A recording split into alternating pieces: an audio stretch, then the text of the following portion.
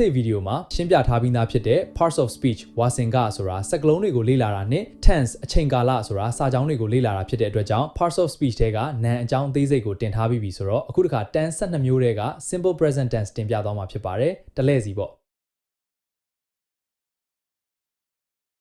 ဟုတ်ပါပြီ tense ကိုလေ့လာတော့မယ်ဆိုတော့ tense ကိုလေ့လာတဲ့အချိန်မှာကျွန်တော်တို့သိရမယ့်အချက်နှစ်ချက်စီပါလဲနဲ့ဘာလဲဆိုတော့ tense structure လို့ခေါ်တဲ့စာကြောင်းဖွဲ့စည်းပုံနဲ့ the use of tense လို့ခေါ်တဲ့ tense ရဲ့အသုံးပြုပုံလေးတွေကိုသိရမှာဖြစ်ပါတယ်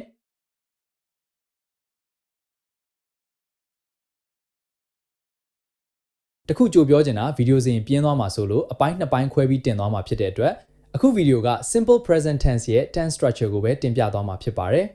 ကောင်းပြီ simple present tense ရဲ့ structure လေးကိုလေ့လာကြရအောင် simple present tense ဆိုတာကျွန်တော်တို့နေ့တိုင်းအသုံးပြုဖြစ်တဲ့ tense ချိန်ကာလလေးတစ်ခုလေးပါ tense ရဲ့ဖွဲ့စည်းပုံကိုလေ့လာတော့မယ်ဆိုရင်စာကြောင်းဖွဲ့စည်းပုံအရအမျိုးအစား3မျိုးရှိပါတယ်ねဖွဲ့စည်းပုံအရစာကြောင်း3မျိုးကတော့ number 1 affirmative positive sentence လို့ခေါ်တဲ့အတည်ပြုဝတ်ကြ number 2 negative sentence လို့ခေါ်တဲ့အငြင်းဝတ်ကြ number 3 interrogative question လို့ခေါ်တဲ့မေးခွန်းတွေပဲဖြစ်ပါတယ် affirmative positive စာကြောင်းရဲ့ဖွဲ့စည်းပုံက subject base verb object complement တွေပဲဖြစ်ပါတယ်စာကြောင်းဖွဲ့စည်းပုံကိုလေ့လာရင်သတိထားရမှာက subject နဲ့ verb တွေပဲဖြစ်ပါတယ်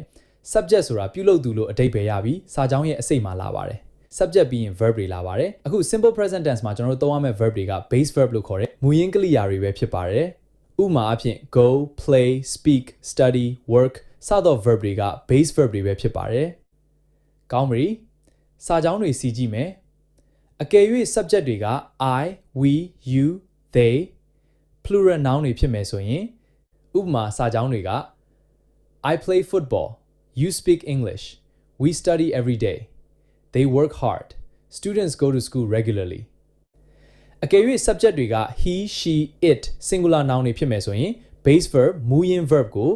s es ies တွေပေါင်းထည့်ရပါမယ်ဥပမာ he plays football it works well play နဲ့ work မှာ s ပေါင်းထည့်ရပါမယ် she washes her car every morning wash မှာ es ပေါင်းထည့်ရပါမယ် they boy studies hard study ကို y ဖြုတ်ပြီး ies ပေါင်းထည့်ရပါမယ်ဒီလို subject တွေဖြစ်တဲ့ he she it singular noun တွေက singular subject အနည်းတွေလို့ခေါ်ပါတယ်ね simple present tense မှာ subject တွေက singular subject တွေဖြစ်မယ်ဆိုရင် base verb တွေကိုစလုံးပေါင်းပြောင်းပေးရပါတယ်ဥပမာရှေ့ကစာကြောင်းအတိုင်း base verb ဖြစ်တဲ့ play ကို plays ပေါင်းရပါတယ် wash ဆိုရင် washes ပေါင်းရပါတယ် study ဆိုရင် studies ပေါင်းရပါတယ်နောက်တစ်ခုကျွန်တော်တို့သိရမှာက be verb တွေပဲဖြစ်ပါတယ် simple present tense မှာ am is are တွေပဲဖြစ်ပါတယ် am is are နဲ့တွဲသုံးတဲ့ subject တွေကိုလေ့လာကြရအောင်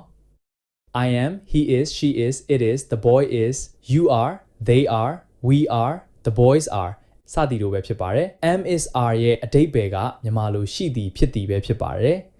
ဥပမာစာကြောင်းတွေကတော့ I am a teacher she is happy they are in the classroom the boy is smart my parents are farmers စသည်တို့ဖြစ်ပါတယ်ကောင်းပြီ affirmative positive စာကြောင်းဖွဲ့စည်းပုံတွေကိုလေ့လာပြီးပြီဆိုတော့အခုတစ်ခါ negative စာကြောင်းတွေနဲ့ပတ်သက်ပြီးလေ့လာကြရအောင်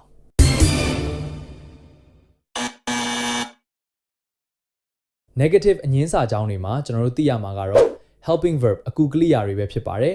simple present tense မှာပါဝင်တဲ့အကူကရိယာတွေကတော့ do နဲ့ does တွေပဲဖြစ်ပါတယ်အကူကရိယာတွေဘာဖြစ်လို့အပ်လဲဆိုတော့ main verb အဓိကကရိယာတွေကိုကူညီဖို့ပါ negative စာကြောင်းတွေရဲ့ဖွဲ့စည်းပုံကတော့ subject plus do does plus not plus base verb ပဲဖြစ်ပါတယ်ねဒါဆိုစာကြောင်းဥပမာလေးတွေလေ့လာကြရအောင် subject တွေက I we you they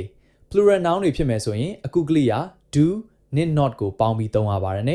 ဥပမာစာကြောင်းတွေက I do not play football you do not speak English we do not study every day they do not work hard students do not go to school regularlyအကယ်၍ subject တွေက he she it singular noun တွေဖြစ်မယ်ဆိုရင် does နဲ့ not ကိုတွဲသုံးရပါတယ်ねဥပမာစာကြောင်းတွေကတော့ he does not study regularly she does not sleep early my brother does not go to school ဒါဆိုရင် verb to be verb am is are နဲ့ရတော့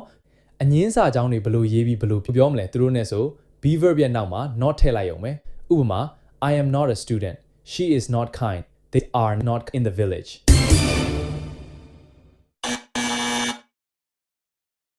နောက်ဆုံးတဲ့အနေနဲ့ interrogative question စာကြောင်းတွေပဲဖြစ်ပါတယ်ကဲလေ့လာကြည့်ကြရအောင်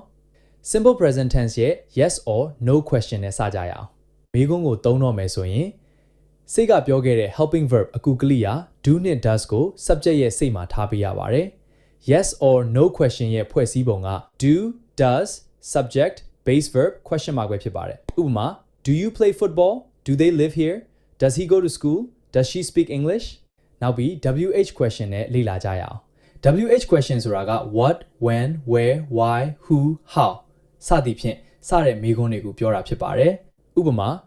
where do you live what do they do when does he go to school why does she sleep late how do people travel who does the kid love the most ပြီးတော့ verb to be am is are ကိုမေးခွန်းဘယ်လိုလုပ်မလဲလွယ်လွယ်လေးပါ am is are ကို subject တွေရဲ့ရှေ့မှာထားလိုက်အောင်ပဲဥပမာ are you a student is she beautiful why are you here how is he who is she စသည်ဖြင့်ပေါ့ကောင်းပြီဒါဆိုရင်တော့ simple present tense ရဲ့ဖွဲ့စည်းပုံကိုလေ့လာပြီးသွားပြီဆိုတော့နောက်ဗီဒီယို part 2မှာ simple present tense ရဲ့အသုံးပြုအသေးစိတ်ကိုတင်ပြပေးမှာမို့ကျွန်တော်ရဲ့ channel လေးကို like and subscribe လုပ်ထားပေးပါကြည့်ရှုသူများအားလုံးအထူးကျေးဇူးတင်ပါတယ် see you again bye